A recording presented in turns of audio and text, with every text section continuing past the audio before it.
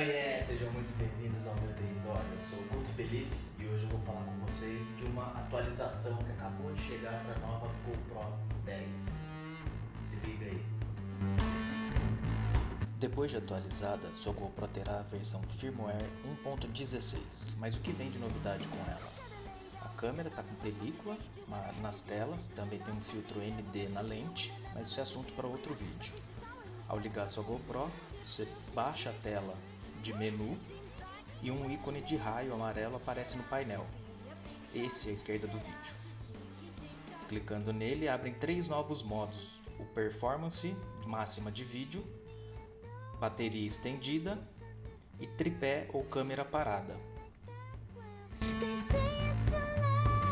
Você pode verificar a versão do software que está instalado na sua câmera em Preferências, Sobre,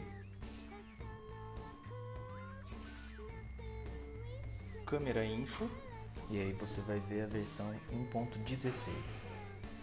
Para baixar a atualização, você clica em Update. Ele vai direcionar você para o aplicativo Quick, que é da própria GoPro. Feito isso, só usar.